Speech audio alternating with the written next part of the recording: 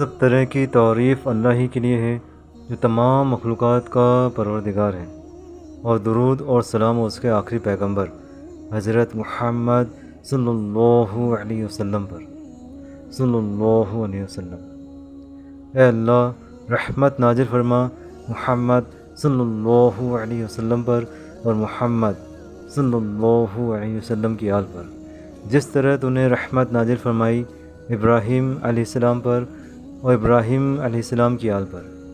بے شک تو شکر و تعریف کے لائق اور بزرگ ہے۔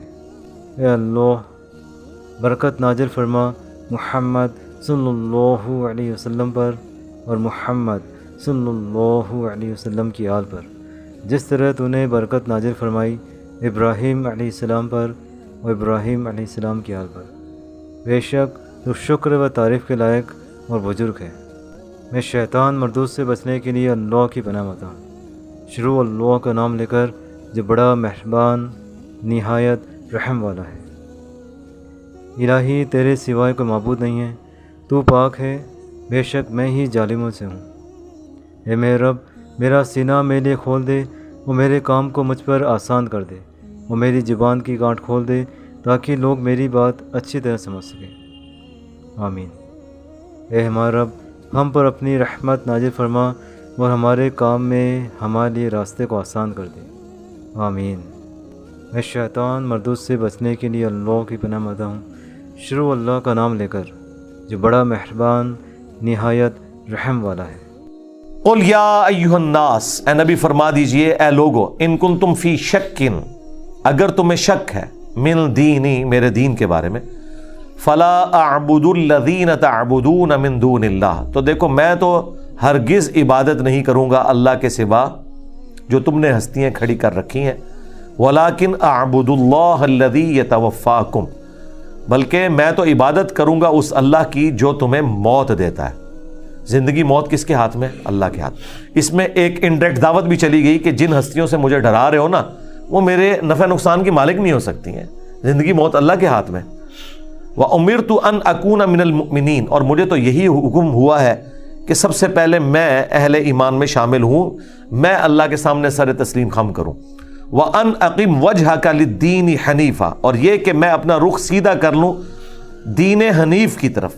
حنیفہ کہتے ہیں سب سے ٹوٹ کر ایک اللہ کا ہو جانے والا، یہ حضرت ابراہیم علیہ السلام کی خوبی تھی۔ وَلَا تَكُونَنَّ مِنَ الْمُشْرِكِينَ، اور یہ کہ تم ہرگز شرک والوں میں شامل نہ ہونا۔ وَلَا تَدْعُ مِن دُونِ اللَّهِ، اور مت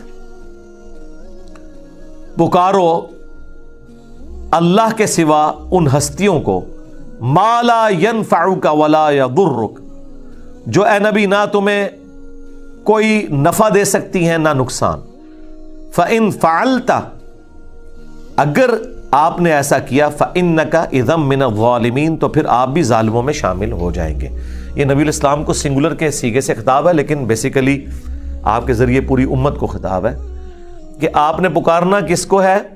جو آپ کے نفع نقصان کا مالک ہے، اور اللہ کے سوا کوئی اور ہستی نفع نقصان کی مالک نہیں۔ پھر سورۃ الاعراف میں جس شان سے ہے کہ نبی تم تو خود اپنی جان کے نفع نقصان کے لیے مالک نہیں ہو۔ اب وہ مشہور زمانہ آیت آ رہی ہے جو میں نے دعا صرف اللہ ہی سے ریسرچ پیپر میں بھی لکھی ہے، کئی دفعہ بیان بھی کی ہے۔ یہ آیت جو ہے وہ سورہ الزمر میں بھی آتی ہے، سورہ یونس میں بھی۔ وَإِن يَمْسَسْكَ اللَّهُ بِضُرٍّ فَلَا كَاشِفَ لَهُ إِلَّا هُوَ، اگر اللہ تعالیٰ کسی کو پکڑ لے سختی میں، تکلیف میں ڈال دے، تو اس تکلیف کو کوئی دور نہیں کر سکتا سوائے اس اللہ کے۔ اللہ اکبر۔ وَإِن يُرِدْكَ بِخَيْرٍ، اور اگر اللہ تعالیٰ تمہارے لیے خیر کا ارادہ کر لے، فَلَا رَادَّ لِفَضْلِهِ، تو پھر اللہ کے فضل کو کوئی رد نہیں کر سکتا۔ اللہ اکبر کبیرہ۔ اسی کانٹیکسٹ میں وہ دعا ہے جو بخاری اور مسلم دونوں میں موجود ہے۔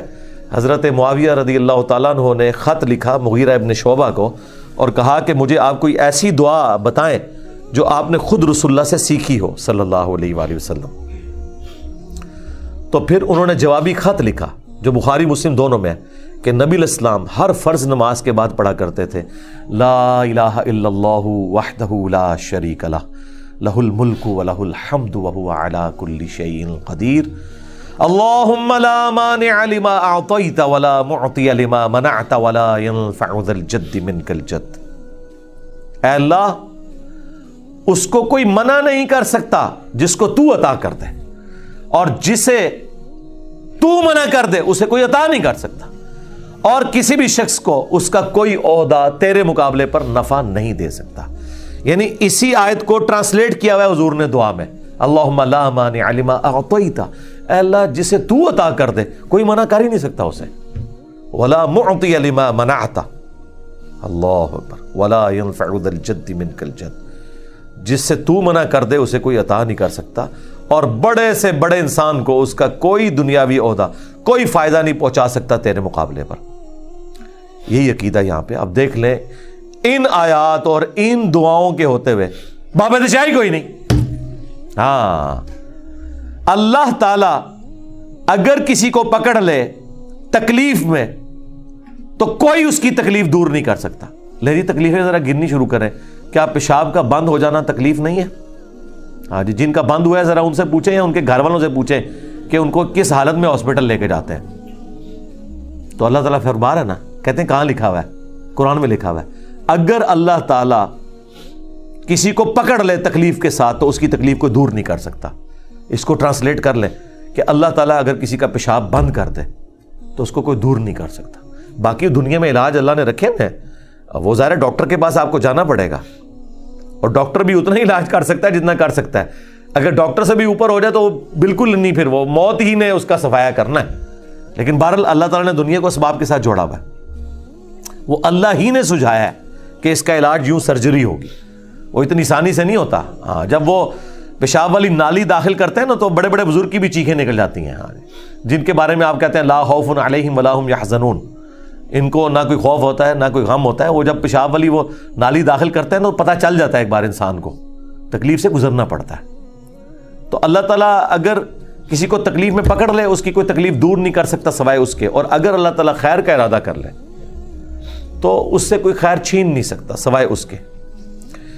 یصیب بہ من یشاء من عبادہ، اللہ تعالیٰ سرفراز فرماتا ہے اپنے فضل و کرم سے جس کو چاہتا ہے اپنے بندوں میں سے۔ وہو الغفور الرحیم، اور وہ بخشنے والا ہے، رحم فرمانے والا ہے۔ دیکھیں جی، اتنی سخت سخت باتیں کر کے بھی کنکلوژن کس پہ ہو رہی ہے کہ توبہ کر لو، معاف کر دیں گے۔ خیر ہے، دھمکی کے بعد، عذاب کی دھمکی دینے کے بعد پھر آفر لگائی جا رہی ہے۔ یہ اللہ تعالیٰ کا ہی رحم ہے، یہ حقیقت بات ہے کہ اللہ سے بڑھ کر کوئی رحم فرمانے والا نہیں ہے۔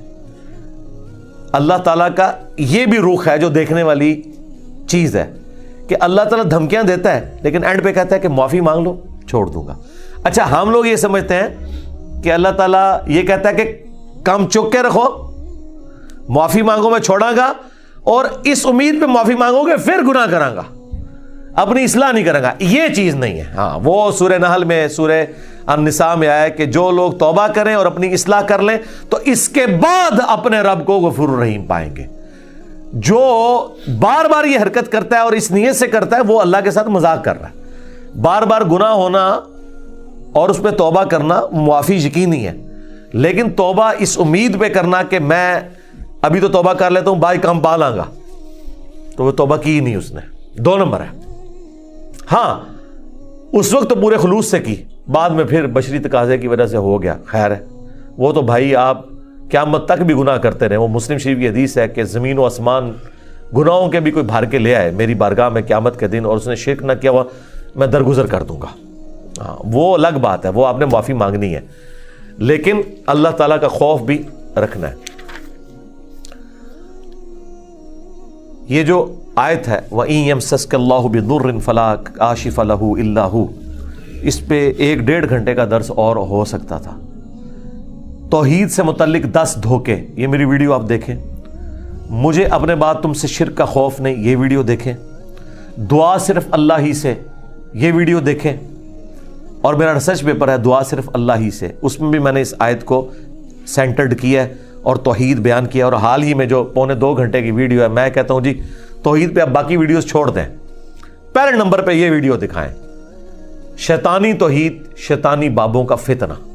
یعنی جس چیز کو انہوں نے شیطانی توحید کہا تھا وہ اصل میں رحمانی توحید تھی، اور جس کو یہ توحید بنا کے پیش کر رہے تھے بابوں کو بیچ میں ڈال کے کہ ان کی بھی عبادت کرنی ہے، یہ بھی مشکل کشا ہے، وہ اصل میں شیطانی توحید تھی۔